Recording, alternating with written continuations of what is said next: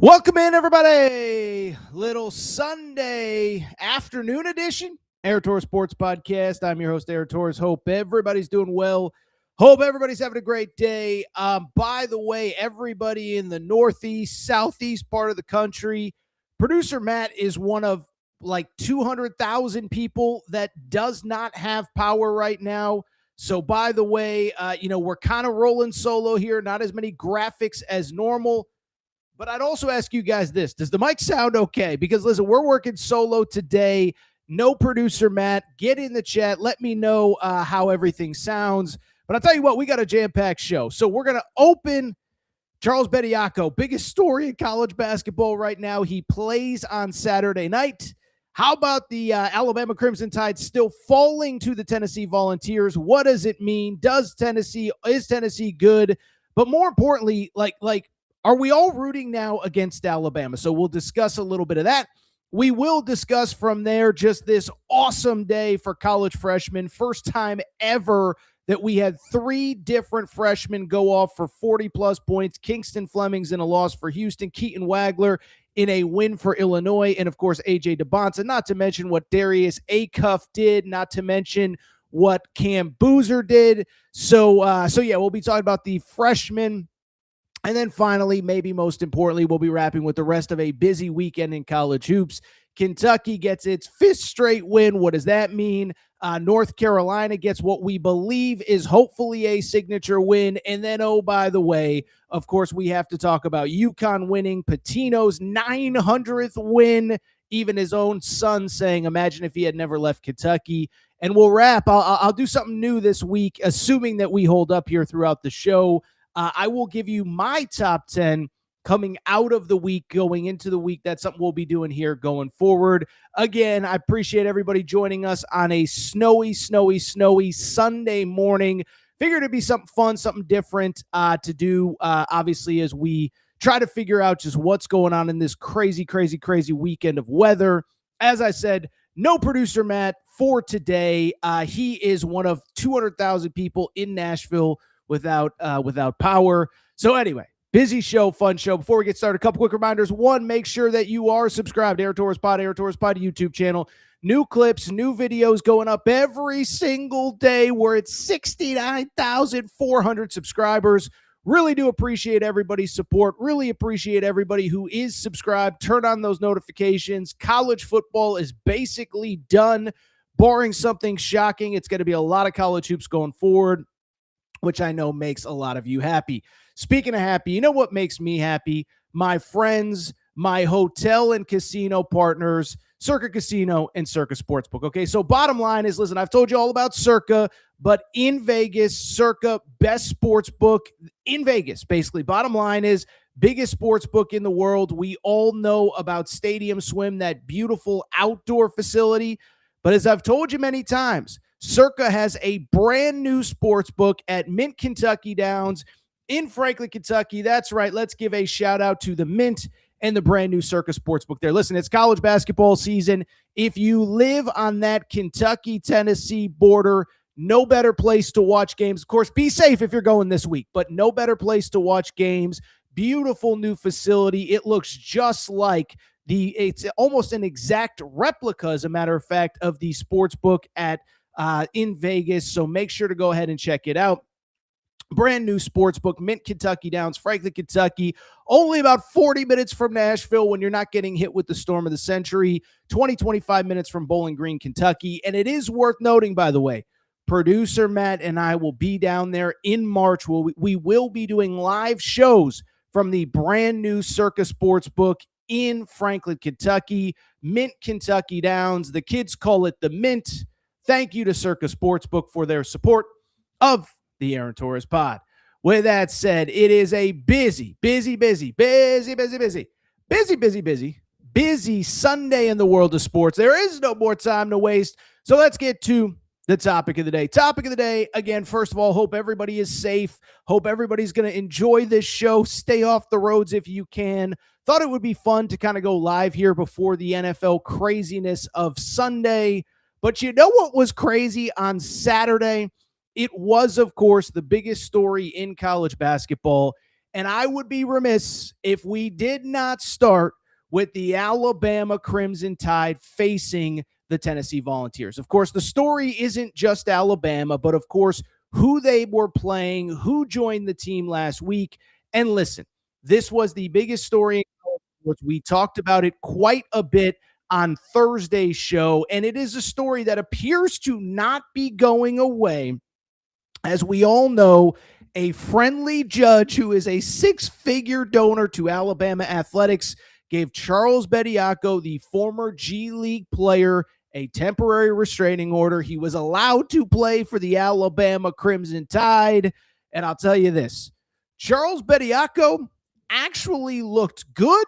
But of course, the big story is that even after, parsing through the G League and professional rosters, and basically, yes, they did break NCAA rules. Alabama will tell you there's a bunch of professionals playing across college basketball, but we talked about it on Friday's show. Bottom line, the NCAA has said there are 3 clear-cut rules of eligibility in college basketball. You have to be 5 years removed from high school, or you have to be within 5 years removed from high school, You cannot have signed an NBA contract. You cannot have played in an NBA game. Charles Bediako did, in fact, play in an NBA game. He was ineligible. He played on Saturday, but it did not matter because Rocky Top Tennessee gets the win 79-73. And listen, I think they made a lot of college basketball fans in a lot of parts of the country very happy as Alabama takes the loss with Charles Bediako on the court. By the way, you want to have some fun. Again, the graphics are not what they normally are without producer Matt. Did anyone see after the game Tennessee tweeting at Charles Bediako's former G League team, the Delaware Bluecoats?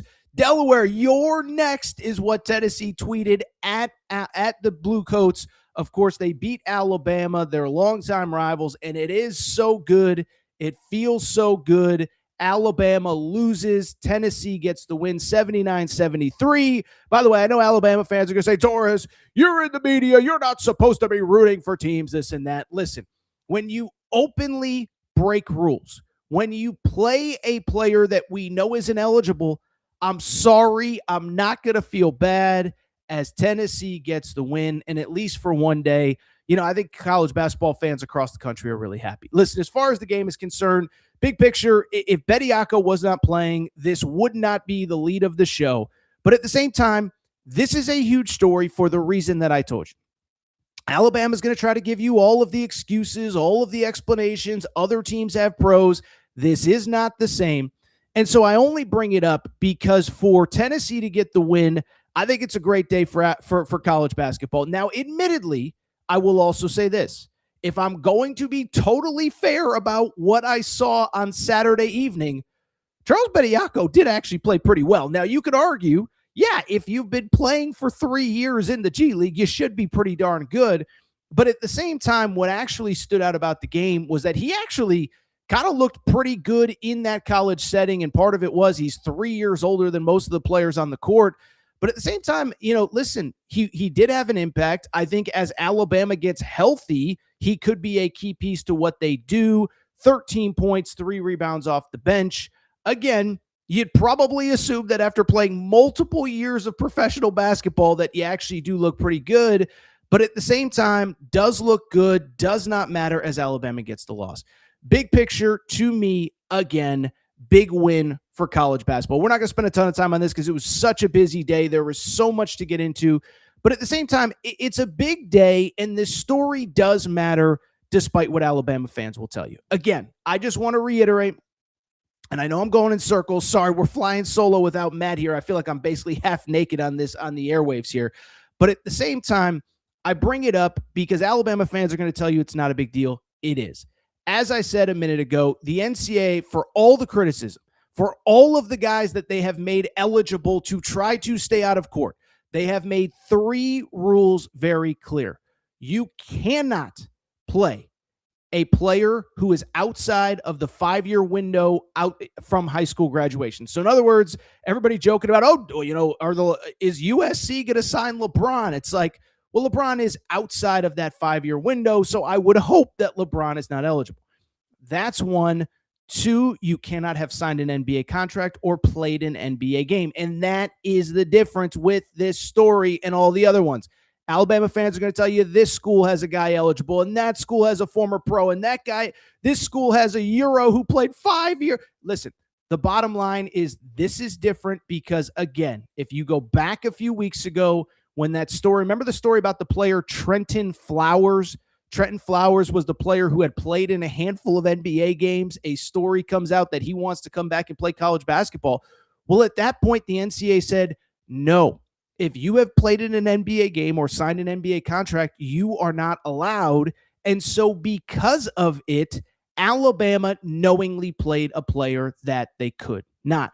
Bigger picture, people are going to say, well, what's the big deal? He's not even that good. If he was that good, he would be in the NBA. No, this is a huge deal, and it's for all of the reasons that we've talked about, okay? Listen, if you're listening to this, on a Sunday here in the lead up to the AFC and NFC championship games, bottom line, that I know that you love college basketball, okay?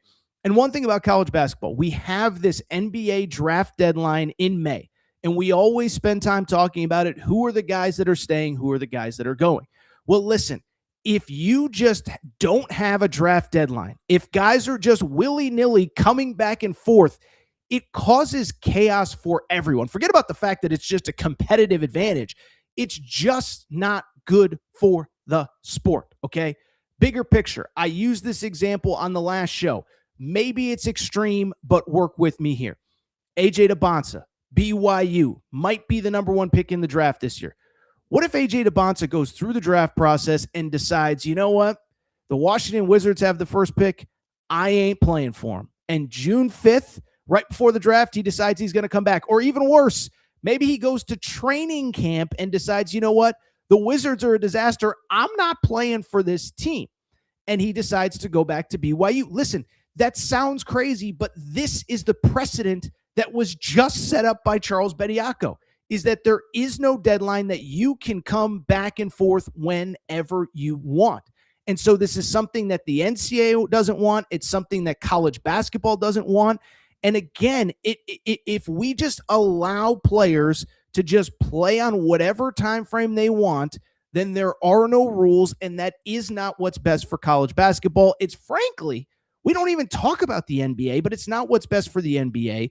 It's unfair to the players in college basketball. By the way, I know Alabama's going to sit here and say, the players love them. Well, guess what? It's not fair to the guys on the team this year. Aiden Sherrill played less than he would have if Charles Bediako was not on the roster. Not fair to the players on the Alabama roster. Not fair to the high school players currently playing high school basketball. It's not fair, and it doesn't make sense. And so I could keep going, but I would say big picture, this is a big deal. It does matter. And you know what the worst part is? Alabama spent all this time. This is the worst part. Listen, if you're going to cheat, which is what Alabama did, and if you are going to break the rules, which again is what Alabama did, the NCAA has come out and said if you've signed an NBA contract or if you have played in an NBA game, you are not eligible for college basketball. So the fact that Bediako played means that they knowingly played a player who is ineligible, and they knowingly played a player who they knew could not play. And so to me, I'm not going to play all the Nate Oates sound from last week that we played on Thursday and Friday's show. I'm not going to play Greg Byrne, who I thought was an embarrassment. For people who don't know, Greg Byrne is the Alabama AD. He puts out some statement about, well, there's 18-year-old Europeans making millions, and now they can come play. First of all, there's no 18-year-olds making millions in Europe, because guess what? If they were making millions in Europe, they wouldn't be coming over to the U.S. to play for Auburn or Tennessee or Georgia or UConn, okay? So it's nonsense. It makes no sense. And I am happy, I will admit, that Tennessee won this game. Beyond that, you know what the worst part was? The worst part was when it was all said and done, Nate Oates acknowledged that basically he was only doing this because he needed another body on his roster, right? And I thought that, to me, was the frustrating part of last week. You go back to last week. First of all, the reports start to surface. Then you find out that he's on campus. Then Alabama people are telling you like, oh, well, he's just coming back to college to get his degree. That's all he. No, he's not. He was playing in the G League literally last week. I'm sorry. The poli-sci degree could have waited. If he was that, obsessed with getting a degree, why was he playing for the Delaware Bluecoats or the Keaton Charge or whoever he was playing for a week ago? It wasn't about a degree. It was only about coming back, making money, and Nate Oates needing a body. And I think that was the most frustrating part to me. Again, we're not going to play all the sound from last week, but Nate Oates, in his press conference on Friday, he does this big rant about, oh my goodness, how could I tell Charles no when this school is playing a professional and that school is playing a professional? It's so unfair to Charles. Well, then the funny part was he later basically just admitted, yeah, guess what? It actually has nothing to do with my passion and love for Charles Bediako, but it's because I need a big guy. I saw this from Nick Kelly, who is a reporter in Alabama, and I again apologize. No producer Matt today. He is one of hundreds of thousands that's without power in the Nashville area. Producer Matt, if you're somehow watching this show, we wish you the best. We hope to have him back for our Tuesday show. But back to Nate Oates. He was asked about why he brought on Charles Bediako. And after he did all the nonsense about, we care about Charles and how could I tell him no? This is what he actually said. He said, we've got a need for it. We assumed Collins Onyeka was going to be able to play this year. He's had a heart condition all year. Doesn't look like he's going to be able to help us this year. Keaton Bristow has been playing backup 5, some 4. He's had some injuries. I don't know when he'll be able to play again. Taylor Bull Bowen has been in and out. So we were thin in the front court when Collins went out to begin with. Our players are trying to win. Their goals are high. Charles is going to contribute to them winning, and he's a great guy. So after all of that, after all the press conferences, after all the explanation, Nate Oates finally on Friday before the game admitted point blank, this is because we don't have enough bodies. And so it's a terrible precedent. And the precedent that Nate Oates just set was pretty simple. If you don't have the bodies, if you do have injuries, if you are going through adversity, if, by the way, you miss in recruiting, because he did not mention Noah Williamson, who was the big offseason big man that he picked up who stinks. So guess what? If you have injuries, if you miss in recruiting, don't suck it up. Don't try your hardest. Just cheat. That is the message that Nate Oates said. And by the way, I hope everybody that's a Tennessee fan, that's a Kentucky fan, that's an Arkansas fan, that's an Auburn fan, that is disgusted by this behavior, shares this clip with friends and family. Everyone else in the media wants to do the, don't blame Nate Oates, blame the system. It's not, he's just, no. Blame Nate Oates. And by the way, for an Alabama fan that's coming in, I actually like Nate Oates. We've had him on the show. I think he is one of the best coaches in college basketball. But we don't have to dance around this. We don't have to pretend like, blame the system, don't blame Nate Oates. No. Blame Nate Oates. He knew Charles Bediako was not eligible. He knew Charles Bediako was not allowed to play, and he played him anyway because he got the temporary restraining order. By the way, I will give credit. We don't have the sound. Todd Golden, the Florida coach, called out basically the entire program, said, look, this kid knew the rules. I love Todd Golden's quote, by the way, because he basically said they got a favorable judge who's a donor to the university to give the temporary restraining order. And it is worth noting, by the way, this case is due back in court this week. There is no guarantee. It is, by definition, a temporary restraining order, which allowed him to play. There's no guarantee that Charles Bediako is going to keep playing, but I give credit where it's due. Tennessee gets the win. And I hope for the sanity of college basketball, whoever has to rule on this says that Charles Bediako cannot play. By the way, let's wrap this segment because we got so much more to get to. Let's wrap on a little bit of a fun note because I tweeted this and it has certainly made the rounds over the last couple hours. I said, tough loss for Alabama. Tennessee wins 79-73. Tough loss for Bama, but they showed fight. Really feel like they're one or two G Leaguers and a backup from the 96 Bulls away from being an SEC title contender. So Nate Oates cheated, and he still couldn't beat Tennessee. Alabama, by the way, and again, I think Nate Oates is a great coach.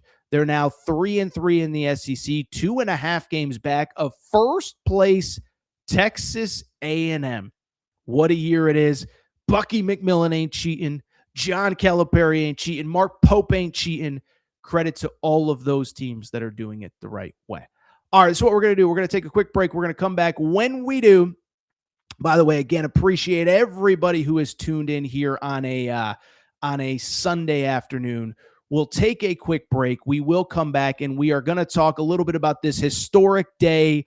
3 freshmen going for 40. Darius Acuff went off. Cam Boozer went off. Then we'll get to Kentucky, North Carolina, and the rest of a busy day in the world of college basketball.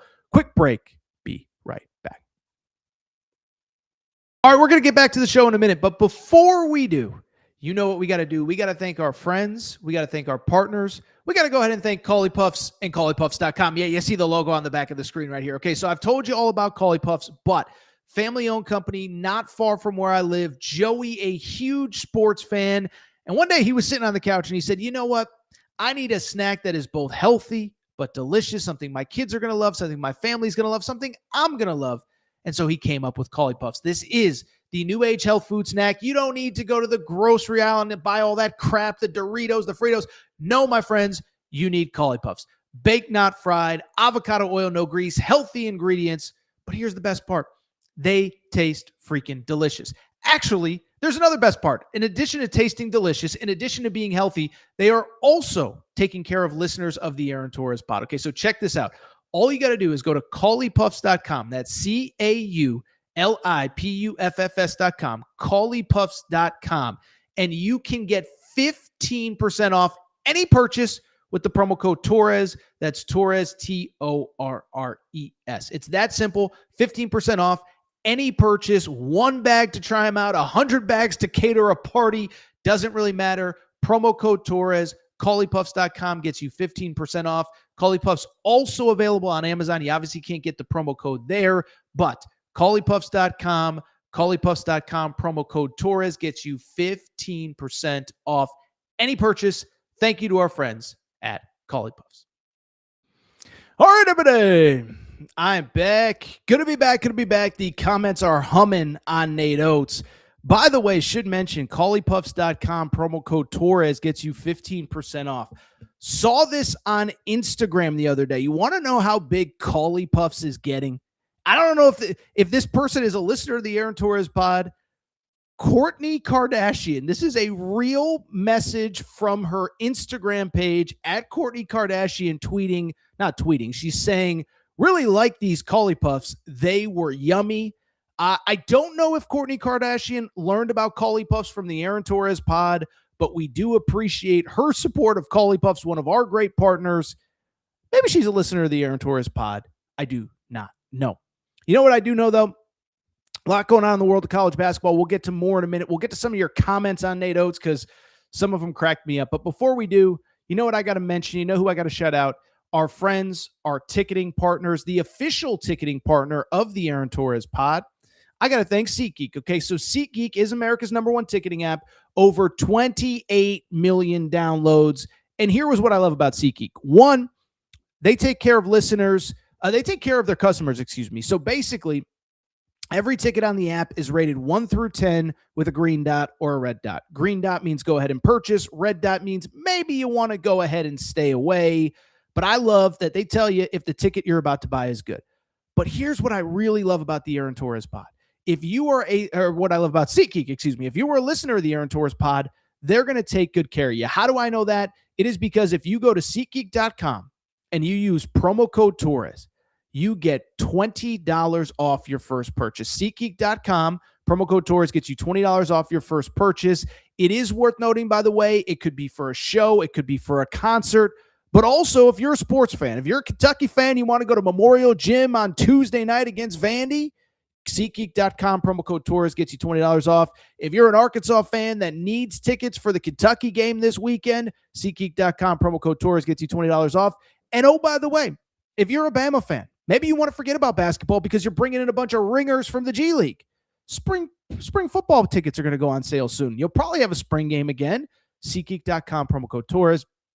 SeatGeek.com, promo code Torres gets you $20 off your first purchase. SeatGeek.com, promo code Torres gets you $20 off your first purchase. All right, couple quick comments from the chat. Some of them are off the rails. There is no doubt about that. Let's see here. There were a few that I want to see. There are a couple that I probably can't read here. Let's see here. There was one that I got to. This one I thought was really good. Kalani Hitchens, I believe, is 8782. I apologize if I mispronounced your name. He said, if I was a Bama fan, I would be so pissed that the rest of the college basketball world is laughing at us. That, to me, I think is an underrated part of this, is that Nate Oates was so desperate that he has the entire sport making fun of him right now. Dan Hurley tweeting out a video from the movie Back to School with Rodney Dangerfield. He's making fun of Alabama. Todd Golden making fun of Alabama. Tennessee's official Twitter account after the win, calling out Charles Bediako's former G League team, making fun of Alabama. Listen, I really do like Nate Oates. And I know we have Alabama fans in the chat saying, oh, Torres, of course, now that it's Alabama, it's a big deal. No, it's a big deal because you broke the rules. Listen, I'll keep saying what I've been saying. I didn't like the James Najee stuff either. You can go back and listen to the show that I did after James Najee was ruled eligible. I said it's a terrible precedent, but he was cleared by the NCAA. That's the part that I don't think people realize. He was cleared by the NCAA. I don't think a lot of people are fully understanding the fact that James Najee was cleared by the NCAA. All these international players that play at UConn, BYU, Arizona, it does not matter. They were cleared by the NCAA. Alabama, Charles Bediako was not cleared. He's an ineligible player because he signed a professional contract. I'm sorry, I have no sympathy. Take It to the House says, one thing you can guarantee, the idealists always come out of the woodwork when Bama makes a hard move. No one is coming. We're coming out of the woodwork because Bama chose to cheat. Bama chose to use an ineligible player. I'm sorry. That's the reality. James Najee was cleared by the NCAA. All these international players at Auburn, at Kentucky, at Tennessee, at UConn, at Florida, at whoever have been cleared by the NCAA. None of them, two things, played college basketball, left, and then came back. And two, and when I say left, I mean went past the NBA draft deadline, chose to leave, and decided to come back. Two, none of them have signed an NBA contract. See if we can get a couple quick other questions and comments. Some of them, let's see. Let's see here. Kalen says, if any team adds a pro player trying to get around the rules, they may end up winning a chip. Will literally be an asterisk, and everyone will know it's a fraudulent championship. I agree. I totally agree. All right, let's keep it going. All right, conversation is off the walls here. Let's go ahead and keep it going. Couple other notes from the world of college basketball. We're going to get to some of the big picture games in a minute. I am so lost. Again, for people just joining us, one, I do hope that everybody Mideast, not the Mideast, the Midwest, the Southeast, the Northeast part of the country, I hope everybody's staying safe. Producer Matt, who is, for those of you who are not super familiar with the show, we have a full-time producer. His name is Matt. He is based out of Nashville. He is one of hundreds of thousands of people who does not have power right now. So anybody in that area, please be safe, stay off the roads. And it is worth noting, by the way, we're flying solo here. So if you're watching on YouTube, we don't have a ton of graphics here. I apologize. Matt will hopefully be back with me on Tuesday. All right, let's keep it going, because outside of Charles Bediako, as a matter of fact, what was the most frustrating part of the Charles Bediako situation? It was the fact that it took away from what was otherwise just an unbelievable day of college basketball. So let's get to some of the other results. And probably the biggest story in college basketball outside of Bediako, this freshman class is just bananas. Okay, so we've been talking about this freshman class. We've been talking about all the great players, AJ Dybantsa, Cam Boozer, Darren Peterson when he decides to play, Mikal Brown Jr., who's finally back, Caleb Wilson. Well, on Saturday, we had something that literally has never happened in the history of college basketball. 3 different freshmen go off for 40-plus points. And I'm here to say, man, if there has been a better freshman class in the history of college basketball, I'd like to know what it was, because I have not seen it. Not with these, with these 2 eyes right here. I have not seen it. Unbelievable day, unbelievable freshman class. I think the biggest one to me, let's go ahead and actually start in the Big Ten. So obviously, Big Ten is having a really good season. Nebraska's unbelievable. Michigan State's really good. Michigan's really good. This one was an interesting one Saturday at Purdue. Purdue, everybody knows Torres has had his history with Purdue fans. Purdue's a really good team, but they were coming off that loss on Wednesday at Pauley Pavilion. I guess it was maybe Tuesday night at Pauley Pavilion. They return home. They could not afford to lose to Illinois. Don't want to take a second straight loss. Don't want to take a second loss in the Big Ten standings, because believe it or not, Nebraska is sitting at 9-0 and undefeated in the Big Ten. Well, I bring it up because they were hosting Illinois, top 15 team who was playing well in their own right, but they had also lost their star guard, Kylan Boswell, to a hand injury. He is out for the foreseeable future. So everybody thought that Purdue was going to get the victory. Except here's one problem. They got Keaton Waglered as Keaton Wagler. How about this? 46 points as a true freshman in the victory. An unbelievable performance. I think this probably quite literally is the best performance that we have seen in college basketball all season long, as Illinois gets the 88-82 win. Purdue, they take the L. As far as Keaton Wagler is concerned, listen, again, we've talked about so many of these freshmen: Dybantsa, Boozer, Peterson, Mikel Brown, Caleb Wilson. This story is unbelievable, okay? Because all those guys have been known since they were probably in 8th, 9th, 10th grade, okay? Keaton Wagler, this is insane. He was are you ready for this? He was the 150th ranked player in the class, according to 24/7 Sports. And I'm not even criticizing 24/7. I'm just stating that as a fact. 150th ranked player. His only other high major offer that I can see is Minnesota, and he essentially chose Illinois over Murray State and Southern Illinois. That dude went for 46 at Purdue on Saturday afternoon. And what was so unbelievable about it, first of all, he scored the first 14 points for Illinois. But what was crazy about it was, if you watch the game, and Brad Underwood talked about it, it's the fact that the game came to him. He actually didn't force it. Brad Underwood said if he wanted to be selfish, he easily could have gotten 50, but he gets 46 in the win. One of the best performances I've ever seen. I don't know if I've actually ever seen this. 46 points. First of all, first 14 points of the game. Scored the first 14 points as a freshman on the road. By the way, I should mention, I know I said he was the 114th ranked player or 150th ranked player in the class. He has been awesome since he got to campus. And really, at the beginning of the season, Illinois was talking about this guy as a potential one and done. So I don't want to say that he came out of nowhere in this game. He's now averaging 17.5 points per game.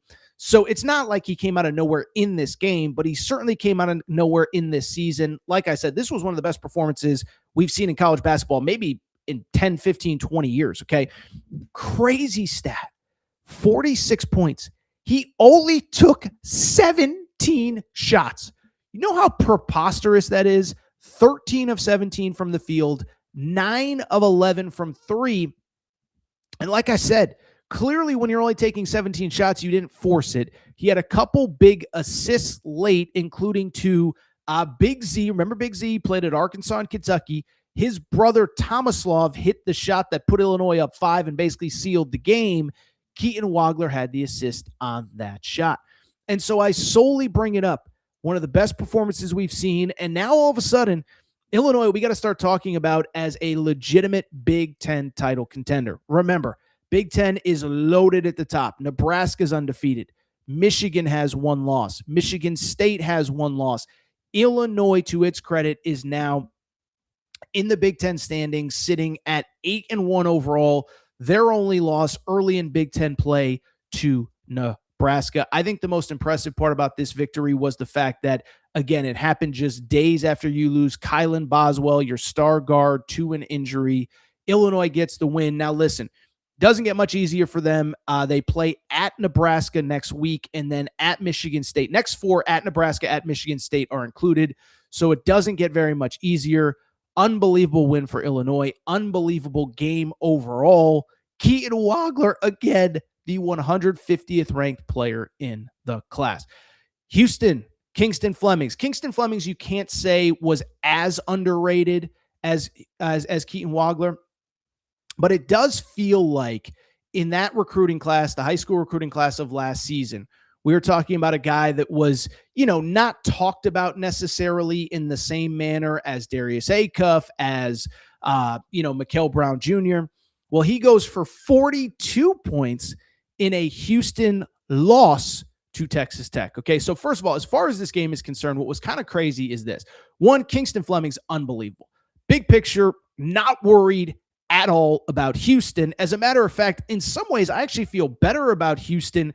Forget about than I did 2-3 weeks ago. I think in some ways, they might be better than the team that played for a national championship last year. The reason being, last year, they didn't really have a guy that could just go get you 20, 25, 30, 35, 42 on the road at Texas Tech, right?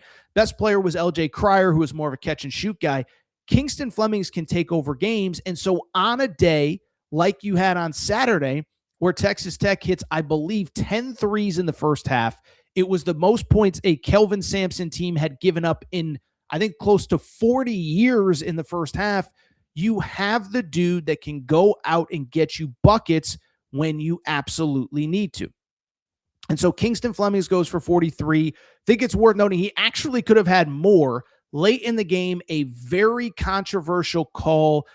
He took a three. He was, a foul was called, but they called it a kick out foul where he basically kicked out his leg. It was the right call, obviously a little bit controversial in real time. Kelvin Sampson even said after the game, I'm sorry, the refs got it right. I'm not going to blame the refs. We were not good enough. So Kingston Flemings, 42 in a loss. I still feel good about Houston. I got to give credit where it's due, though. I feel really good about Texas Tech, too. And listen, this was a team that I was a little bit lower on earlier in the season. But at the same time, JT Toppin is playing like an All-American. Christian Anderson is playing like an All-American. And this was a team that early in the year just wasn't healthy. And so JT Toppin goes for 31 in this game. Overall, you make 12 three-pointers around him. Jalen Petty, another freshman who was overlooked, 18 points, 4 threes made. Donovan Atwell, a transfer from Greensboro, finishes the game with 5 threes made. You now see the vision what Texas Tech wanted in the preseason. Christian Anderson at point guard, JT Toppin at forward at the 5, and just a bunch of shooting around him. And I'll just say this. One, Texas Tech, as much as anybody, seems to have Houston's number. Houston had one Big 12 loss last year. It was to Texas Tech. This year, Houston has one Big 12 loss. It is to Texas Tech. And Texas Tech has now won quietly 9 of its last 10. 9 of its last 10, included during that stretch. Win over Duke. Duke's only loss so far. Win over Houston. Only Houston's second loss. And the only loss that they had was at Houston in a game they clearly could have won. So Houston does not win. It doesn't change how I feel about Texas or about Houston. Does change how I feel about Texas Tech. And I'll just say big picture. Big 12 is so good at the top. I think there are really, I think there are 5 teams that could legitimately win a national championship with BYU, Arizona, Texas Tech, Houston, and Iowa State. I still think Kansas gets back Darren Peterson. They're a threat. I actually like a Baylor. I don't even think is that bad. Just bring it up. Big 12 is loaded. Texas Tech is awesome, and they are as much a contender as anybody. Tell you what, you win the Big 12 this year, you are really, really, really good because you're dealing with teams like Texas Tech. You're dealing with teams like Houston. And by the way, you're dealing with teams like BYU. So BYU hosting Utah. It was the second time in about 10 days that they have played, 14 days that they have played their in-state rivals. It was close in Salt Lake City. It was close early in this game, but BYU pulls away 91-78 because AJ Dybantsa went for 43 points. So he was the third freshman to go for 40 plus. Keaton Wagler, 46. Kingston Flemings, 42. AJ Dybantsa, 43. Nothing really to say here other than that. We've been telling you about AJ Dybantsa for weeks now. Listen, Cam Boozer should be National Player of the Year frontrunner. We'll talk about him in a minute. But at the same time, AJ Dybantsa, second leading scorer in college basketball, just broke Danny Ainge's freshman scoring record at BYU. And what was kind of crazy, apparently Utah fans were talking smack coming into this game. They didn't think that AJ was very good. I think that's preposterous, but just bring it up because AJ, 46 points in this game. And it's almost like what we said about Keaton Wagler, 15 of 24. Did he force some shots here or there? Sure. But for the most part, he let the game come to him. He also finished with 6 rebounds and 3 assists. Rob Wright was awesome as well. Listen, I don't know that there's a ton more to say about AJ that we haven't already said. He will be a first-team All-American. He's right up there with JT Toppin probably as Big 12 Player of the Year. And, you know, listen, right now I think he should be the number 1 overall pick. But I think he should be in the conversation for National Player of the Year, right alongside Cam Boozer, second leading scorer in college basketball. Unbelievable. 43 points for AJ Dybantsa as BYU beats Utah. Oh, by the way, as you probably know, BYU hosting Arizona, number 1 team in the country, traveling to Provo on Monday night.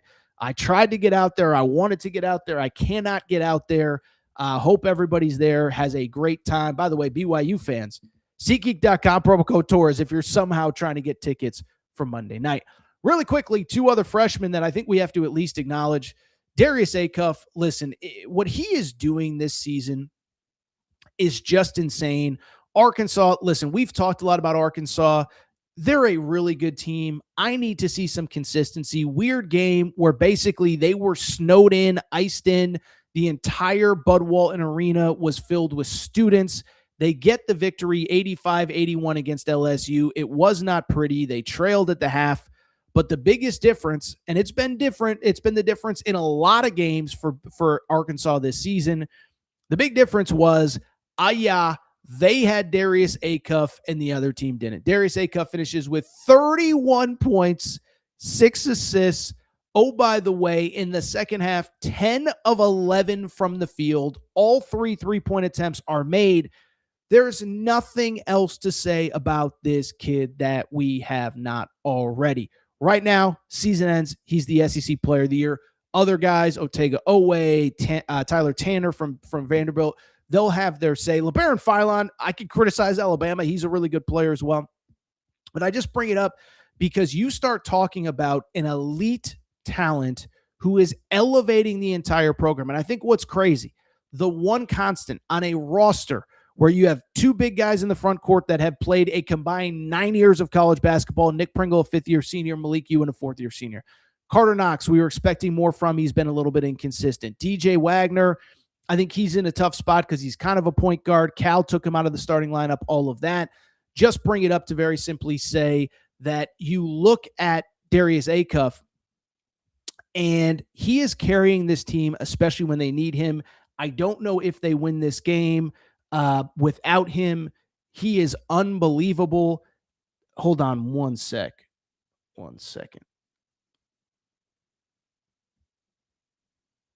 Sorry about that. So Darius Acuff, listen, he is just unbelievable with what he is doing.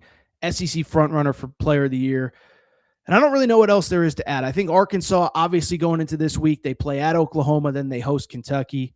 You got to start playing good. You got to start playing consistently well. Oklahoma is a team that you should beat on the road. We'll see what happens with Kentucky on Saturday. That'll be a good one, but Darius Acuff was unbelievable. And finally, listen, be remiss if I didn't mention Cam Boozer. Cam Boozer is just, he's just doing it every single game. They played Wake Forest, another game that got moved up because of the weather. Cam Boozer finishes with 32 points in this game. He is the nation's leading scorer. And this was a game close early, and Duke just dominated about the final 30 or so minutes of this game. Don't really know that there's a ton else to add on Cam Boozer. 32 points, National Player of the Year frontrunner. I think the good thing is if you are a college basketball fan, and you obviously are if you're listening, Duke will finally have some high-profile games the next few weeks. They host Louisville, on Monday night. So great Monday doubleheader. They have Louisville, Duke early, and then BYU, Arizona late. Got to go to a weird game at Virginia Tech. Virginia Tech's actually a pretty good team, even though the win-loss record is kind of up and down. And then they have at Carolina 2 weeks from yesterday, 2 weeks from Saturday. So we'll see what happens there. Unbelievable day for freshmen, unbelievable day for college basketball, and there's still plenty more to talk about. So what we're going to do, we're going to take a quick break. We're going to come back. When we do, we're going to talk about Kentucky Wildcats, 5th straight win. What does it mean? North Carolina, another win. What does it mean? UConn survives. Patino, 900th win. Quick break. Be right back. All right, we're going to get back to the show in a minute, but before we do, let's be real. Nothing ages you faster this time of year than following your favorite college football team. The recruiting, transfer portal, NIL, maybe you had a coaching change, maybe you're even getting ready for a postseason game. Well, unless you're Notre Dame, another conversation for another day. But it leaves wrinkles and does a number on a man's face. That's why, folks, I use Tiege Hanley. Yes, I've been telling you about Tiege Hanley. I started using it about a month ago now, and I'll tell you what, I look better and my skin feels better even during this hectic time of year. Among my favorite products, the Super Serum and Eye Serum, they've been legit game changers. Fine lines, softer. Under eye bags, way less brutal. Yeah, I might be up all hours of the night watching all sorts of games, but with Tiege Hanley, you'd never know it. What I love about Tiege, everything they make is high quality and designed for us guys. They send you exactly what you need each month, so you don't have to wander around a store pretending that you know what all these labels mean. By the way, ladies, this time of year, this makes the perfect gift for the fella in your life who needs help, your dad, your friend, your coworker, whoever looks like he might have a couple wrinkles rolling in from watching too much film in the middle of the night. Right now, this is what I love about Tiege. They're giving listeners of the Aaron Torres pod a special offer, 40% off your first box plus a free $20 gift. That's an insane deal for how high these quality products are. All you got to do is just click that link below. That's 40% off your first box plus a $20 free gift. An insane offer. Just click the link below. Football might drain you emotionally, but Tiege keeps you looking really good. Even as, again, you're breaking down film late at night. You're not a coach, but you know what? Tiege Hanley's going to make you look good anyway. All right, everybody. I'm back. Good to be back. Good to be back. Final segment of the show. So good to be back. Again, for people who are listening start to finish, I want to keep saying it. No producer Matt today. He is one of literally now hundreds of thousands of people in Nashville without power. Producer Matt, I hope you're doing okay, buddy. We miss you. We appreciate you. You know, obviously less graphics and visuals today than normal. But I know a lot of you are dealing with the weather. I hope everybody is safe. Sam says, I'm in Cynthiana, Kentucky, and it's snowing here. Sam, I'll be honest. I've been to a lot of parts of Kentucky. I don't know where Cynthiana is, but I hope you're safe. I hope it's near Nashville. I hope it's on that Kentucky-Tennessee border because I'm coming to Kentucky March. We're doing some live shows from Circa Sportsbook at the Mint in Mint, Kentucky Downs. Darren, who is in Australia, does not have to worry about snow that I'm aware of. Word on the street, the Illinois team was taking some Cauley Puffs before the Purdue game. Just saying. I don't know. CauleyPuffs.com, promo code Torres does get you 15% off your first purchase. And as I said, Kourtney Kardashian was bragging about him on Instagram the other day. That is not made up. That is her actual account. That really did happen. Pam says, this is the best weather to keep beer and snow while eating Cauley Puffs. I agree. Let's see here. Kaylin says, I'm so happy Eric Acuff is a Razorback. Dude is unreal. Also thought LSU is underrated. I'll say this about LSU. Matt McMahon, another guy we've had on this show. I like Matt McMahon.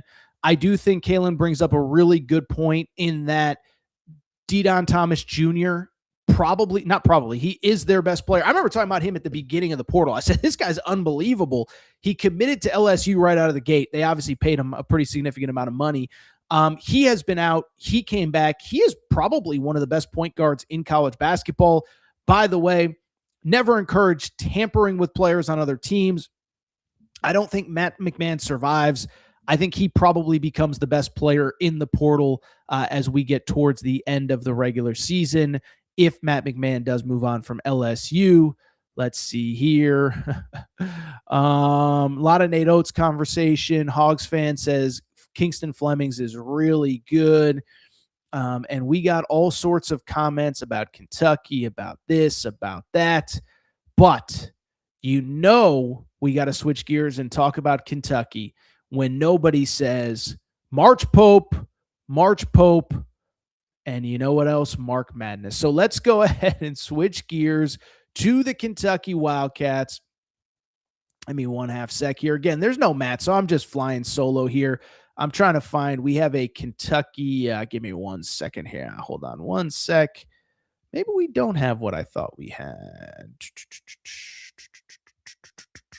Matt did some stuff here that I am not happy about. We actually have a frame with a Kentucky logo, but it also has Will Stein on it. I don't think that's what we're going for here. So, all right. Let's go ahead and switch gears. Let's go ahead and talk the University of Kentucky. All right. So let's switch gears. Let's talk Kentucky. And I don't really know what else there is to say. So Kentucky, first game on the schedule yesterday, and it was interesting, right? Because, they had a noon tip. So it's not like, they were playing at 7 in the afternoon and, 7 at nighttime and the game got moved up, whatever. But I just bring it up because it was an 11 a.m. local start time. You kind of wondered, okay, are they going to be ready? How are they going to play? What are they going to do? They need this win. Well, Kentucky, to its credit, does get the victory, 72-63. And I'm not ready to do the whole Hope and Pope thing and, hype them up as the best team that's ever lived. But Kentucky has quietly won 5 straight as they enter the tough part of their schedule. But you got to give credit where it's due, man. That team, that program, their back was up against the wall just less than a month ago. They get the victory over Ole Miss. Let's go ahead and break it down. Again, listen, I'm not going to sit here and lie. I'm not going to say it was the best win in program history. I'm not going to say it was the best game that they've played even in the last couple weeks, okay? It was an early start. It was sloppy early. And remember, they're still sort of trying to figure things out as all of these injuries continue to pile up. Last game, unfortunately, you get the win over Texas, but Cam Williams is out. That means Colin Chandler goes into the starting lineup, but they find a way, and I think what we're starting to see is a couple consistencies with this team. One, Otega Oweh is starting to play like the SEC preseason player of the year. Now, will he end up winning the postseason award? I don't know, but he is playing like the guy that we thought he was capable of early in the season. Finished this game with 23 points, 20 of them in the second half. And we're going to talk about it in a minute, but guys are starting to figure out their roles. And I think Otega Oweh has the most advantageous role that any basketball player can have. It is that his team needs him to score him. His team expects him to score. It's every basketball player's dream. Here's the ball. Go make plays, and that kid can do it. 23 points in this game. I think what also stood out, again, like I said, other guys are starting to find their roles. Colin Chandler, who had been a starter, then had been off the bench, re-enters the starting lineup. He finishes the game with 12 points overall. Jasper Johnson playing really well, 11 points off the bench. Malachi Moreno, 5 points, 9 rebounds. And again, Kentucky finds a way to get a win over a team that they absolutely had to have, a game that they absolutely had to have. Okay. So a couple thoughts, big picture on Kentucky with the 5 straight wins. First of all, let me take half a second here. I have to give credit to Mark Pope. And I know there's going to be people in the comments, Torres, 2 weeks ago, you were saying that he needed to be fired. And why don't you stay on one side and pick a side and choose your lane and stay in your lane and all that crap. Okay. Here's the bottom line. I'm not going to apologize for anything I said in the moment because it was accurate, okay? And I'm not even criticizing anybody, but I know it's coming. But here's the bottom line. Part of my job is to judge teams and players and programs and whatever based on the information that I have in that moment. What does that mean? What it means is for the first, 8 weeks of the season, Kentucky was not a good team. They played too many players. The rotation stunk. They couldn't figure things out. They had these crazy long stretches where they could not score. Mark Pope's supposed to be known as an offensive savant. And, you're going 9 minutes against North Carolina without scoring. I'm sorry. I'm not going to apologize because I was critical of this team. No different than so many other people in the media. So no different than so many fans as well. At the same time, though, let's also give credit to Mark Pope where it is due. Listen, this team could have quit on Mark Pope. They absolutely did not. He has rallied the team, and I think he's figured out a few things. I think, first of all, the thing that stands out to me, and I forget if it was on yesterday's broadcast. I think it was. It might have been a different game. But they basically said, look, this Kentucky team is weird, and part of it is because you bring in all these players from all these different places, but they don't really have that traditional vocal leader on the team, right? You think about some of these programs. You think about, UConn with Alex Caravan. You think about Richie Saunders at BYU. These aren't necessarily the best examples, but when you have veterans who have been in the program, generally those guys end up being the emotional, verbal, leaders of the team. You go back to Auburn last year, it was Janai Broom. You go back to Houston last year, it was Juwan Roberts. These are guys that have been in the program for 2, 3, 4 years. Well, I only bring it up because of the fact that basically at Kentucky, the guys who were coming back, Otega Owe, Brandon Garrison, they're just not vocal guys, and that's okay. Beyond that, you have a bunch of guys that are coming into the program from different places, being asked to play all sorts of different roles, right? Denzel Aberdeen isn't the starting point guard, then he is, then he isn't again, then he is. Jalen Lowe is the starting point guard, now he's out. He can't be a vocal leader. Colin Chandler barely played last year. He can't. And so I think what Pope has kind of realized is I have to kind of be the emotional heartbeat of this team, for lack of a better term. And I think he's done a good job of that. I think his staff has done a good job of that. I've talked about it before, but I covered a lot of USC games when Jason Hart, the lead assistant, was at USC. Jason Hart kind of took on that role at USC because Andy Enfield wasn't that kind of guy. And so I just bring it up because I think the coaching staff has realized we have to be the vocal leaders. The players are going to play, but the thing that stands out is they did not quit on Mark Pope, and I think he sort of figured things out. Now, part of it, transparently, I just think the injuries have shortened the rotation, but now everybody seems to kind of know their role, right? Denzel Aberdeen, whether he's ready or not, you're the starting point guard. You got to go ahead and figure it out, okay? You got to handle the ball. You got to make plays. We need you to score, etc. Otega Owe, same thing. We need you to score. We need you to get 20 a night. We're not going to win if you don't get 20 a night, so go out and get us 20 a night. We need you to do it. Jasper Johnson, we need you to be that guy off the bench. No excuses. Need you to come in, need you to make shots, need you to handle the ball. That's your role. Colin Chandler, need you to make plays. Malachi Moreno, need you to be physical in the paint, make plays.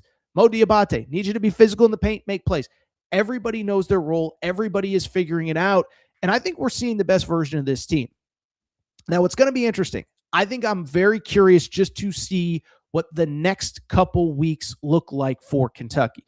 Listen, you go back to when they started conference play. They lose to Alabama in that opener, and I remember looking after that loss and saying, this is the stretch that they need to win some games. Because if you remember how the schedule played out, Missouri at home, Mississippi State at home, Tennessee on the road, LSU on the road, Texas, Ole Miss. So that's 6 games. I remember saying at the time, you need to go 5-1 during that stretch. Now, the assumption at the time was they're going to go 5-1, and they're going to go ahead and probably not beat Tennessee. Well, they beat Tennessee. They lose to Missouri, but they went 5-1. It's what they needed to do. And now you look, they're 5-2 in a wide open SEC.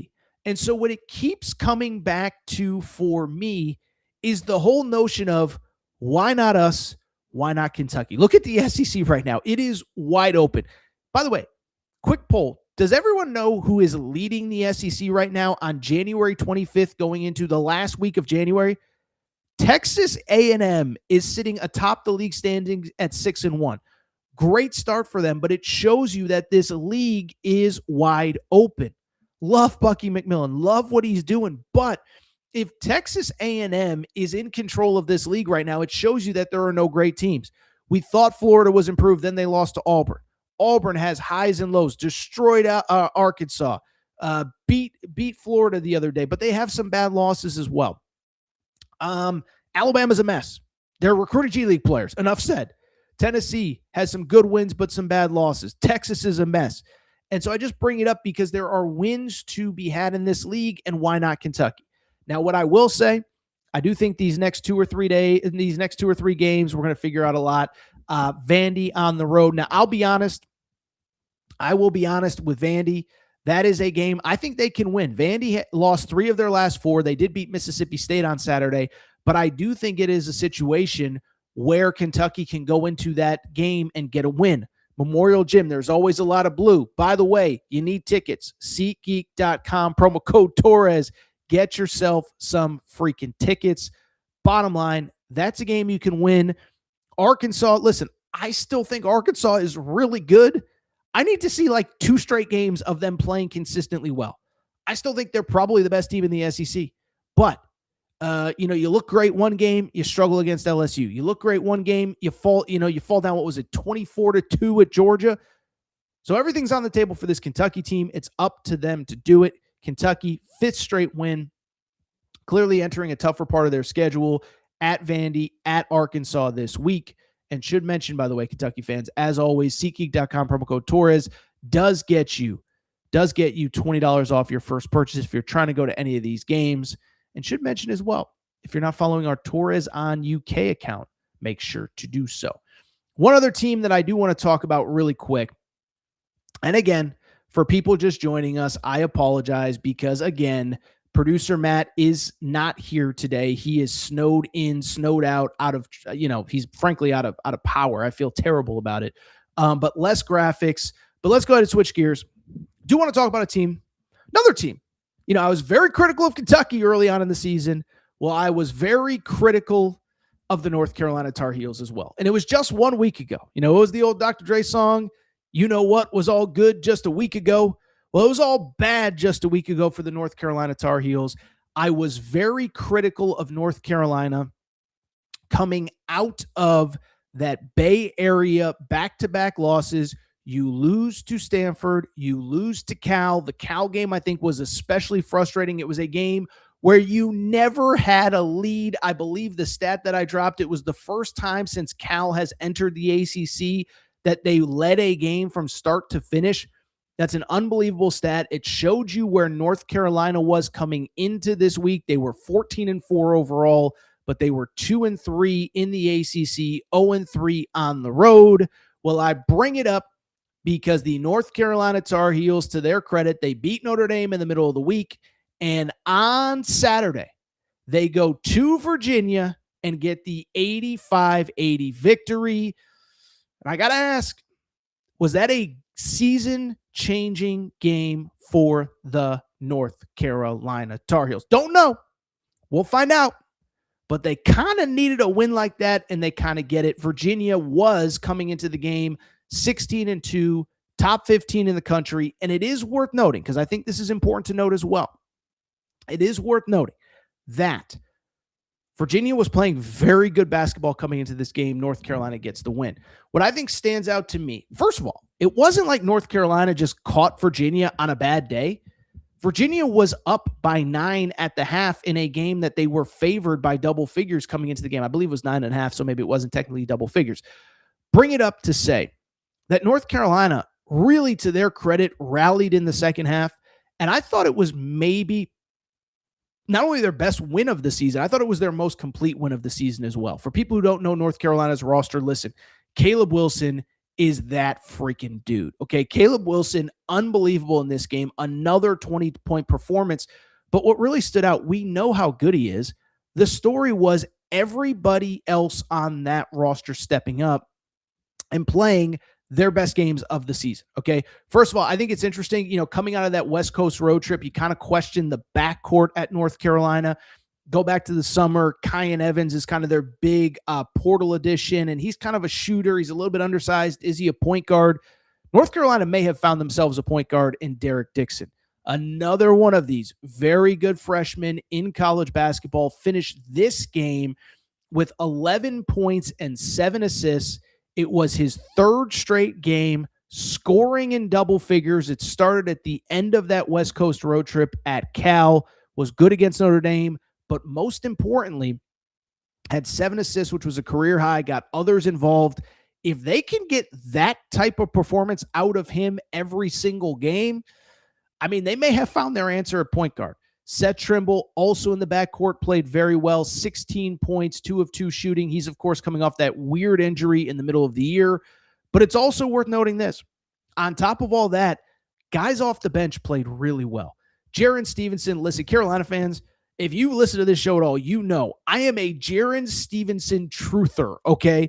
I still go back to that Sweet 16 game 3 years ago. I guess it was 2 seasons ago, 3 calendar years ago, against, ironically, North Carolina in the Sweet 16. That's probably, what sticks out to North Carolina fans as well.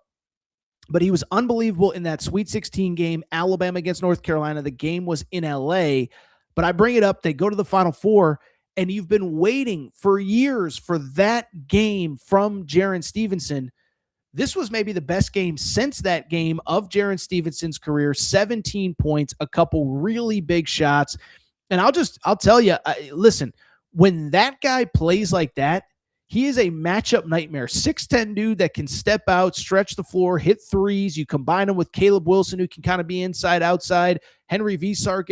It makes them the most lethal front court in all of college basketball if you can get that performance from him on a day-to-day basis. By the way, worth noting, Luka Bogovic, we've talked a lot about him. He committed in late May. Another one of those Euros, another one who played professionally. One of the guys that Alabama fans are complaining about. He's different. He never played college basketball. He comes over. But I just bring it up to solely say he probably played his best game in a Carolina uniform. 14 points, again off the bench. And you look at what Carolina did in this game. 10 of 22 from 3. You have the point guard in Derek Dixon. And I think what really stands out to me is that you saw what the best version of Carolina can be and what this team is capable of, the team that Hubert Davis put together in the preseason. Positional size everywhere. We know that. Front court, versatile. Caleb Wilson going off. Jaren Stevenson hitting threes. Henry Visar doing his thing. Matchup nightmare. Luka Bogovic, bucket getter. Matchup nightmare. Derek Dixon, he's not necessarily the point guard that you thought you were going to get in the preseason or the guy that you thought you would rely on. But if you can get some semblance of that, then you can win a lot of games. And I'll take it a step further. Listen, I know the defensive stats were not good enough, and defense is going to be an issue for this team all year long. But it is worth noting that Virginia backcourt, and that Virginia team is one of the best three-point shooting teams in all of college basketball. Even after Saturday, they're shooting close to 37% from 3. Well, I bring it up because in this game, 8 of 27, 30% from behind the three-point arc, and the guards specifically, Dallin Hall, Malik Thomas, Sam Lewis, they combined to shoot 4 of 12, 33%. Sam Lewis, who's been playing well, 11 points. Malik Thomas, who's been playing very well, 11 points as well. And so, again, I'm not going to oversell North Carolina. I'm not going to say they're the best team ever. I just did it with Kentucky. I'm not going to say all that. But what I will say, if you get some semblance of that team, of that roster, of that version of guys, you can win a lot of games and reach the potential of your team. And it's funny because I think Carolina fans are torn on how I treat their team. But what I say is it's Carolina. And coming into this year, and we talked about it on last week's show, it's not enough just to make a Sweet 16 or just to do this or just to do that. You have to look a certain way in the season. You have to be a consistent top 15 team all year. You have to be a team that is capable of competing for an ACC title. Even if you don't win it, you have to be in the conversation. You have to then play well in the NCAA tournament and probably realistically win a game or two. Well, all of that is to come, but this is the first time since ACC play started that I felt like, okay, that team can reach that potential. Because if you can beat that Virginia team on the road in what is the best win of your season, you can do a lot of damage going forward. And this win, frankly, kind of comes at the perfect time for Carolina. They now have a week off. After their week off, they play Georgia Tech on the road and Syracuse at home. That should be 2 more wins and 4 straight wins going into Duke. If you don't win those games, then we're going to have some conversations about you. But if you get those wins, you're on a 4-game win streak going into Duke. Duke has to come to Carolina first, and who knows?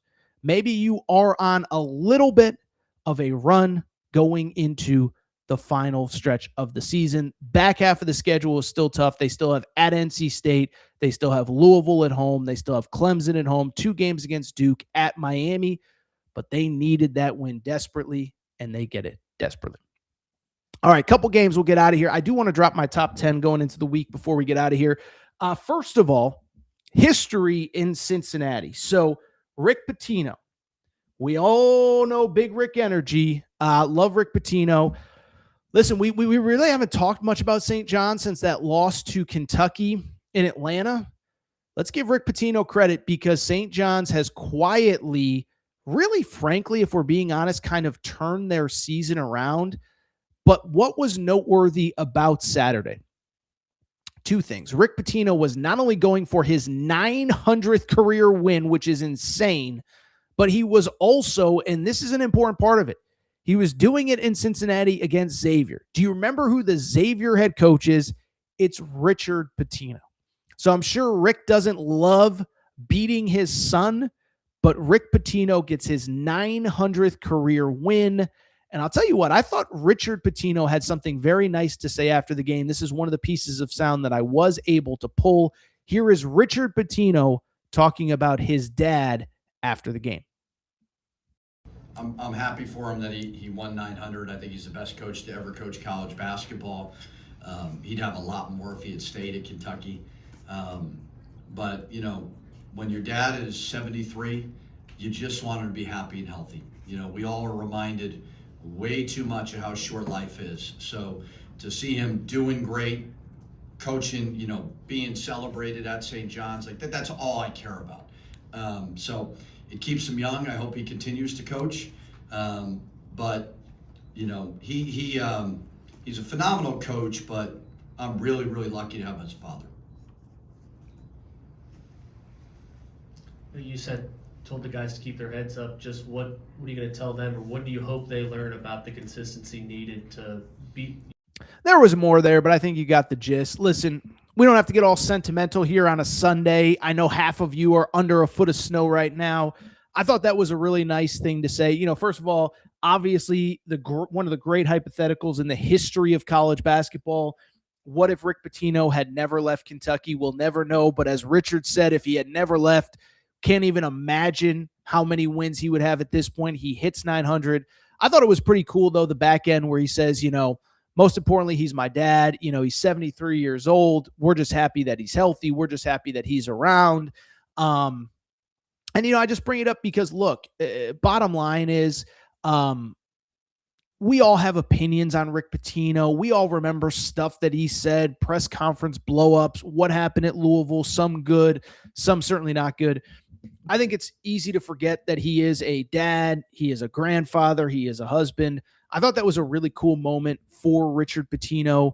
You know, again, I don't think Richard Pitino would have preferred to have dad's 900th win against him, but St.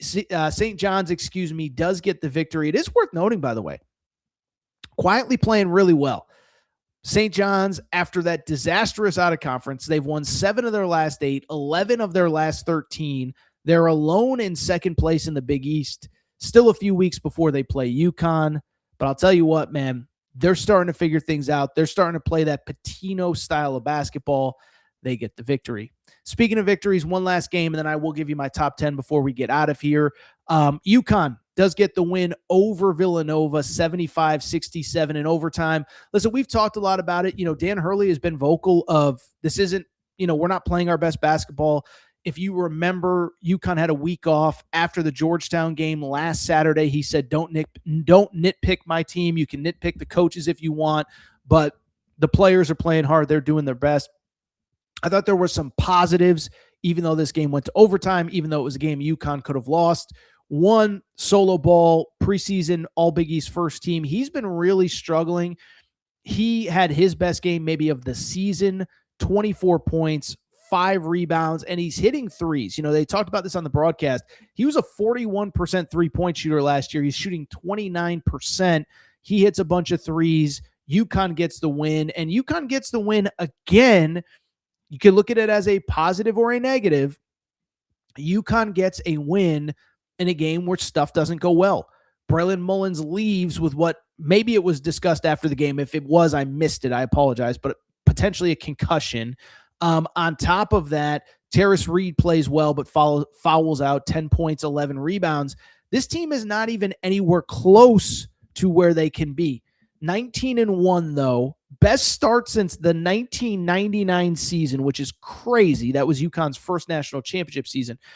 But I just bring it up because they're still figuring it out. Again, it reminds me of the 2024 season. 2024, if you remember, that was the second of back-to-back national championships for UConn. But in that season, they were not great in January and early February, and it just felt like every single week they got a little bit better. By the end of the year, they were the best team in the country. UConn gets the victory. A couple questions, then we'll drop our top 10 getting out of there. Let's see here. A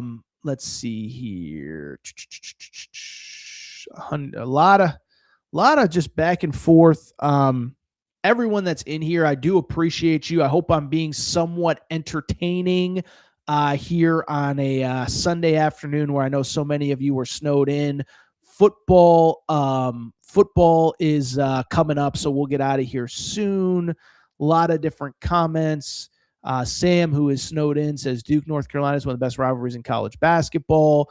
900 wins for Rick Pitino is crazy. First and second round games in Tampa, Florida. Don't know exactly what that means, but whatever. Dan Hurley is one goofy-ass dude. Well, you know what? He wins a lot of freaking games, and that's all that matters. All right, I'll tell you what. Let's go ahead and get to the AT top 10 before we get out of here. I'm going to do this every single week before we wrap the show on Sunday. Just think it's an easy, fun way to wrap the show. The AP poll comes out on Monday, but we can get you the AT top 10 going into the week. Number 1, somebody in the chat complaining. Arizona, Torres, you don't talk about him enough. Why aren't you talking about Koa Pete? Why aren't you talking about Braden Burries? Why aren't you talking about them when you discuss the great freshmen in college basketball? Well, I will admit, honestly, there's so many good ones that when I was talking about the freshmen, Dybantsa, Flemings, and Wagler going off for 43, I did kind of forget about Koa Pete and Braden Burries. But in the AT top 10 going into this week, Arizona is your number 1 team. There's nothing else to say that hasn't been said. I think what's incredible about Arizona, they're 20-0, and what really stands out is that they can, to the Arizona fans' point in the chat, they get so many different performances from so many different guys and so many different people that can beat you. All 5 starters are averaging in all 5 players, I should say, are averaging double figures, including Toby Awaka off the bench, 10 points, 10 rebounds per game. As my buddy Mike Luke likes to say, plenty of girth in that front court. No doubt about it from Arizona. They are, to me, not only the best team, but they also have the best resume at this point. 20-0. The win at UConn remains the best win in college basketball. They also have some nice wins. The Florida win looks better as time goes on. The Auburn win, dominant victory in Tucson, looks better as time goes on. Arizona is my number 1 team. Now, I will say, things are certainly going to get tougher as things go on, starting Monday night at BYU. BYU is a really good team. Provo is a really tough place to play. I don't know that we'll do a preview, but my hunch is probably BYU maybe gets the victory, the first loss of the season potentially for the Arizona Wildcats. Then I mentioned this a few weeks ago, but that middle of February stretch is insane. Starting Monday, February 9th, at Kansas, Texas Tech at home, BYU at home, at Houston, at Baylor, Kansas, Iowa State. So over a 9-month stretch, you play Kansas twice, including once in Kansas. You play BYU for a second time. You play at Houston. You play at Baylor. You play at Iowa State. It's going to get tougher. Arizona is my number one team coming out of this week. UConn number 2. Listen, I still think UConn has a lot of work to do. I think they're far from a perfect team. I think they got to get better, if we're being perfectly honest. But they keep winning games, 19-1, best start in, this century, which is crazy because they've won 5 national championships this century. There's nothing else to say about this team. They need to work. They need more consistency. Again, Saturday afternoon, Torres Reed was in and out of the lineup with foul trouble. Solo Ball finally played well. We'll see if he can keep that up. Braylon Mullins, again, if Dan Hurley confirmed it was a concussion, I missed it, but it did not look good when he left the floor.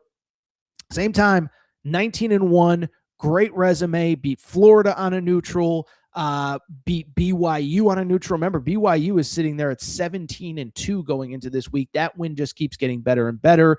Beat Illinois on a neutral. That win certainly keeps getting better and better as Illinois just beat Purdue at Purdue, and they beat Kansas at Kansas. I mean, there's not many teams that walk into Fog Allen Fieldhouse and get a win. So listen, I think UConn fans frustrated maybe that it hasn't fully clicked, but we cannot deny the resume is incredible. The team is incredible. They're trending as the number 1 seed in the East. Would have to go to Philly and DC. Home court advantages on a pathway to a potential Final Four. UConn is number 2. Number 3, I'm going to go different than the AP. The AP has Michigan at number 3. I'm going to go ahead and give credit to the Duke Blue Devils. Duke, listen, they just keep steamrolling everybody, man. They are unbelievable. Now, they're another team. Their schedule's going to get much tougher. But, I mean, just look at these scores. 21-point win over Wake Forest on Saturday. Stanford, a game after Stanford beat North Carolina, Duke beat them by 30. 15-point win at Cal. They beat SMU, a good team. They beat Louisville, a good team at Louisville. Now, again, the schedule with them is going to get tougher. Louisville starting this week, at Carolina the first week of February. But let's give credit where it's due. Cam Boozer is the national frontrunner for National Player of the Year. And I think they're a team. They're still pretty young, and I think they're going to get better. Pat Gongba, first year as a starter. Dame Sarr, true freshman. Isaiah Evans, first year as a starter. I think the pieces around Cam Boozer are going to start to get better. I don't buy, because some people were like, well, who do they got a lot of talent around Cam Boozer. Duke is number 3 in the AT top 25, AT top 10, excuse me. Number 4, Michigan. Listen, Michigan, Arizona fans will tell you, I was hyping up Michigan pretty good in November and December. They were destroying everybody. They have clearly come back down to earth since they got to Big Ten play. They lost that game at Wisconsin. If you did not watch on Friday night, they played Ohio State at home. They won by 12. But if you watch the game, it was a 1 or 2 possession game the entire second half, a game that they easily could have lost. They get the victory. I'm not going to dismiss them. I still have them at number 4 overall. That front court continues to be phenomenal. The issue was against Ohio State, they really didn't get much out of the backcourt. Elliot Cadeau has been really good, did have 8 assists, did have 4 turnovers, though, only scored 6 points. Michigan, though, to me, that front court causes all sorts of problems. It's going to be an interesting week. They play Nebraska in a top 10 matchup on Tuesday night. Oh, by the way, they then play Michigan State at Michigan State next weekend. Should be a very, very, very fun week to follow the Michigan Wolverines. They are number 4 in the AT top 25. Houston at number 5. Listen, I know they just lost. They are currently, as we enter the last week of January, 17-2. Only losses to Tennessee and Vegas, to Texas Tech on the road. Texas Tech is clearly a very tough place to play. Not going to hold it against Houston for not getting the win. And if you missed the earlier part of the show, I think in some ways, I actually think that you could argue that Houston is more dangerous this year than last year. Last year, they played for a national championship. I didn't feel like they had a guy that could get you 30 on any given night. That's what Kingston Flemings can do. And he can get you 40 if he needs to, as he proved on Saturday at Texas Tech. And so I look at this team. I feel like they are a team that has a chance to go back to a Final Four, has a chance to win a national championship. That's not something that I thought early in the season. In some ways, it reminds me of Arkansas, right? They had all these guys coming back, and it's Kingston Flemings, the freshman, that's the best player on the team, like Darius Acuff at Arkansas. They lost to Texas Tech. I am not worried. They do hit a little bit of a soft stretch in the schedule at TCU, Cincinnati, UCF. They should win the next 3 before they do travel to BYU on a Saturday night in a couple weeks. That'll be a good one. Number 6, listen, every time I watch Nebraska, they just win games, man. Nebraska, believe it or not, one of 3 undefeated teams. It's Arizona, Nebraska, and Miami of Ohio. Shout out Travis Steele. Nebraska 20-0, 9-0 in the Big Ten. And listen, they just continue to pile up wins. They beat Minnesota on Saturday, beat Washington this week, and you can't say that they don't have impressive wins. Michigan State is currently, as things stand, sitting at 18-2. One of their 2 losses was to Nebraska. Illinois is currently sitting there at 17-3 overall. One of their losses was to Nebraska. So Nebraska has great wins. They're trending as probably a 2 or 3 seed in the NCAA tournament. And listen, they have as good of a chance as anybody to potentially be.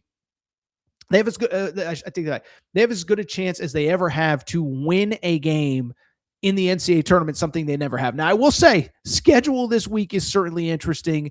They play Michigan on Tuesday night. Then they go to Illinois, I believe, next Sunday. By the way, next Sunday we'll probably do a later show because there's going to be a lot of big games. But Nebraska's at number 6. Michigan State's at number 7. Michigan State just keeps winning. Great out-of-conference resume.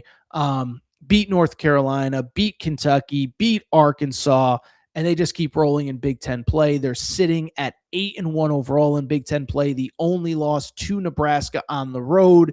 It is worth noting they probably haven't played the best part of the Big Ten schedule yet. It starts on Friday night. They will play Michigan at home. You do not want to miss that one. Then in the coming weeks, Illinois, at Wisconsin, UCLA. Final few weeks of the season, they have at Purdue and at Michigan. So it will get tougher, but credit to Tom Izzo, just keeps winning. Number 8, we talked about him earlier in the show, the Illinois Fighting Illini. Just got to give him so much credit, man.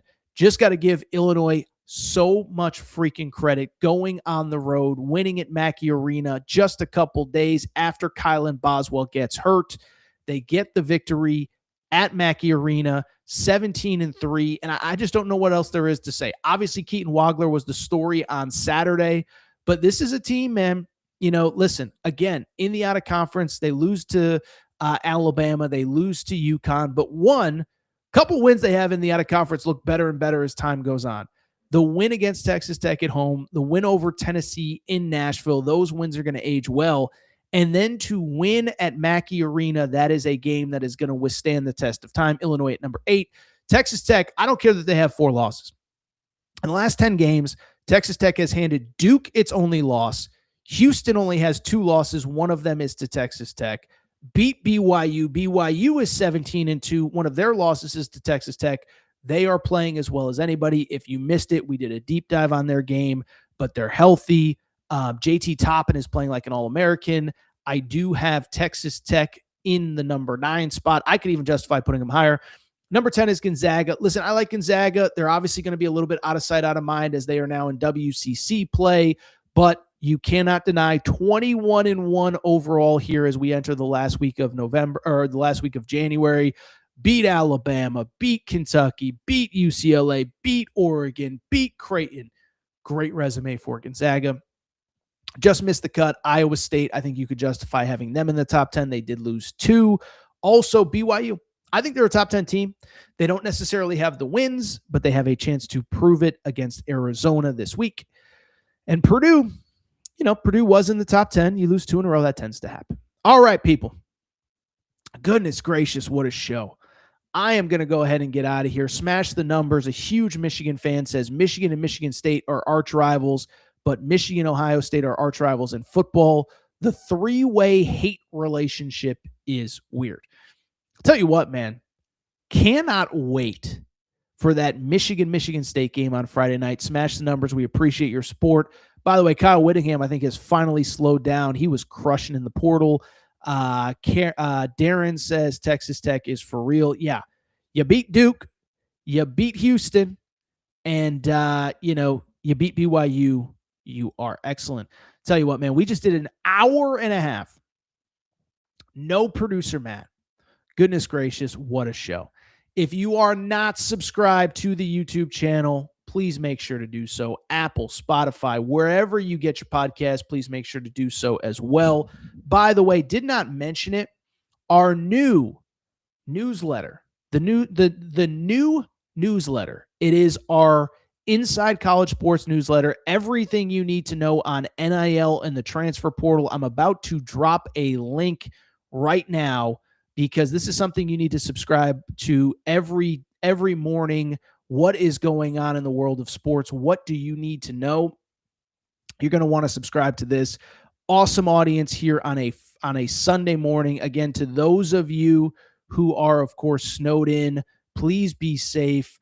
Listen, we'll be back Tuesday morning. So Monday night, we have BYU, Arizona. We have Louisville, Duke. So make sure you're subscribed because we are going to rock and roll next week. Oh, that was a fun show. Any last questions or comments before we get out of here? Appreciate everybody's support. Hope I kept you somewhat entertained here on a Sunday morning where, again, I know snowed in. Again, apologize. Didn't have as many graphics and all that stuff. No producer Matt today. He is one of literally hundreds of thousands that do not have power. And so I am just, really hoping that he's safe, that that everybody in that Nashville area is safe as well. All right. Last round for questions. We'll check them out right now. Otherwise, I'm going to go. You the man, Torres. We appreciate your support. Nebraska is for real. Doug says it, man. Nothing else to say, man. I cannot believe that Nebraska keeps winning these games. But they have wins. They play, what did I say, at Michigan. And who did they play? At Michigan and Illinois at home in the next couple days. So we're going to find out even more about Nebraska. Time to go. I am wiped. And I hope everybody stays safe. Stay warm. Order your Cauli Puffs. Promo code Torres gets you 15% off your first purchase.